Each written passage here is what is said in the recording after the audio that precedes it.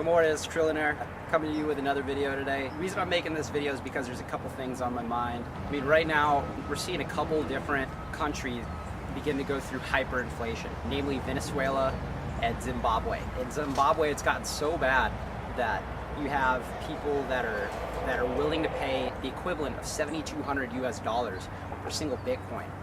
They're in a situation right now where the government is hyperinflating their currency by just mass printing.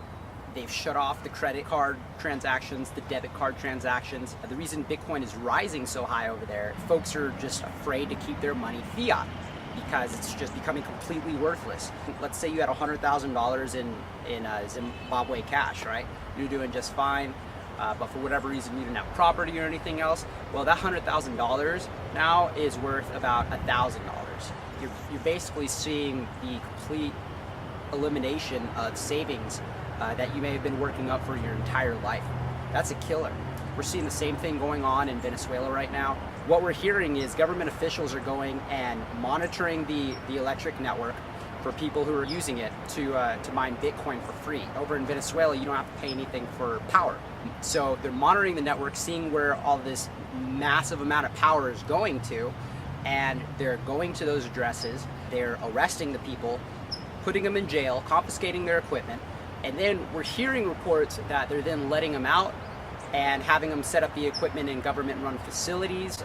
There's namely a government-run facility that's supposed to be like a sausage factory or something, and yet it seems all the local people in the area know that Bitcoin is being mined there simply because of how loud the mining equipment is. Take us all with a grain of salt, but I got a feeling that if you dig deeper into this, you're gonna find that it's true. I mean, it only makes sense. That's not the only story that's going on. Right now we're seeing a lot of people move from using the Zimbabwe dollars and this Venezuelan currency. We're seeing people begin to use Bitcoin more and more. I mean, if you're gonna go and keep your store of wealth in your bank account, it's still being devalued all the time. Whereas if you do manage to go ahead and maybe you pay that premium of $7,200. And even though you're paying a premium, it's still a smarter decision to go ahead and pay that premium, take the hit, and when you need to go ahead and use some currency, transfer a little bit of Bitcoin back into the fiat currency and go ahead. Or many of these people are just straight up beginning to trade Bitcoin for whatever goods and services they need, leaving the middleman out. So it's a really exciting time that we're beginning to see Bitcoin take over in the place of potentially two different governments' fiat currencies.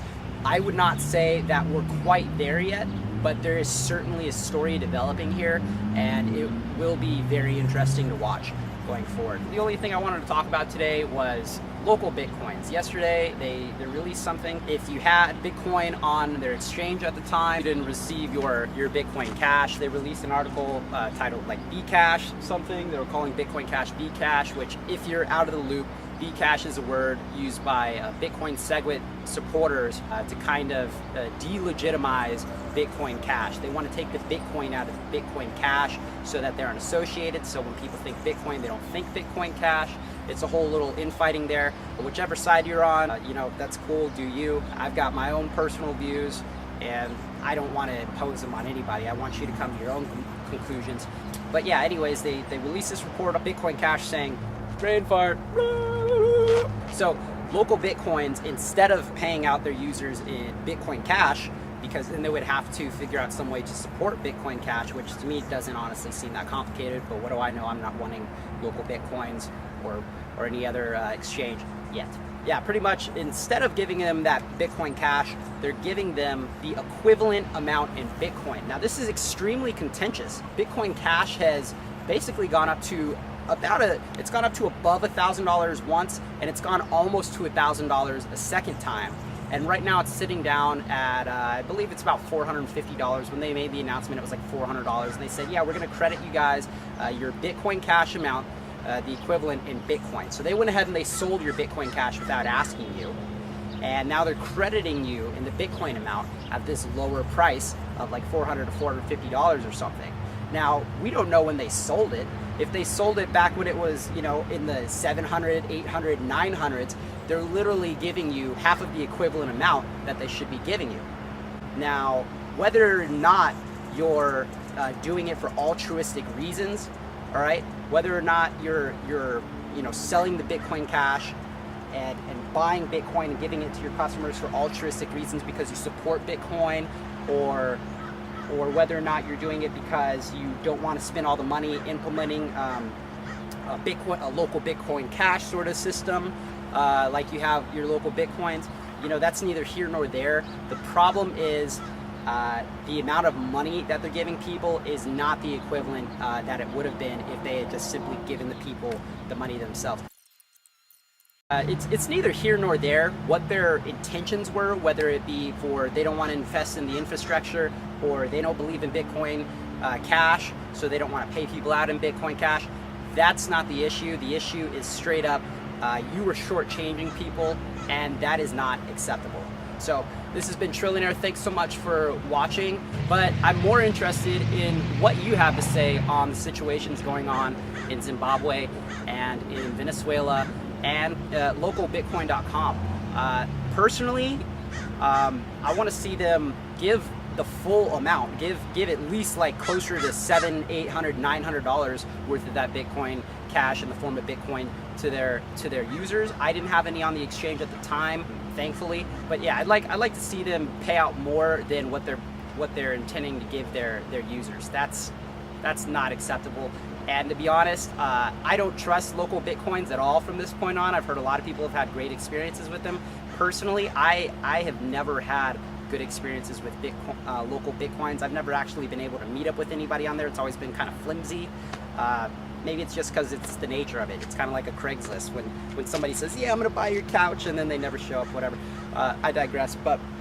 And then on the Zimbabwe and Venezuelan situation, I totally want to see Bitcoin take over, or Bitcoin Cash. Any one of these main cryptocurrencies. It could be Ethereum. It doesn't matter. I want to see one of them take over in the place of people sending wired money and people sending people using this hyperinflated fiat currencies that their governments are basically using to rob the savings from the poor people and give it to the rich people. I mean, it's just a fact. Rich people don't keep their money in fiat. All right, rich people go out and they buy properties. Over here, maybe a mile away from me, you got multi-million-dollar properties that are sitting absolutely vacant. And the reason is because rich people go and they buy properties as a store of wealth. Whether or not they're earning money on a monthly basis, that's neither here nor there to them. It's more important to not have their wealth devalued by inflation.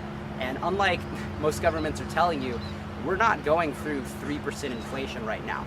The first world countries, the US, the UK, the first world countries right now are undergoing massive inflation. In the US, where I'm at, we're going through about 11% inflation on basic things like food, like rent. The values of homes have skyrocketed because the Federal Reserve is not really increasing interest rates, and they haven't been increasing interest rates because the second they do increase interest rates, people will stop borrowing money. It's not making for a really good situation. It's basically making for a way for governments to go ahead and tax the people without raising taxes on them. And folks, do everything you can to get your money out of fiat currency, definitely. Obviously, you want to hold some fiat for when the crypto market goes down, but yeah, just let me know what you guys think in the comments. I don't want to keep on rambling on. Thanks so much for watching again, and if you did like the content, go ahead and let me know by clicking the like button, and click subscribe so you can see more content from me in the future, and make sure you hit the notification bell so you actually get notified when I release these videos. I love to have a good Discord with the people who are viewing my videos and really get your opinions on the matters at hand. If you do want to join a Discord where we discuss all different cryptocurrencies in a very open-minded way, I welcome you to join the Crypto Collective. It's a Discord that I've made and I invite people to on almost a daily basis. Admittedly, it's not very popular right now, but I'm going to keep pushing that Discord until it does get popular and it achieves the fluidity of nice open thought without all the bias. Naturally, some people are going to be biased, but the real goal for that Discord is to be open-minded and really think about the issues from both points of view so you can come to the best conclusion in your own mind. Thanks so much. Have a great day, folks. Bye-bye.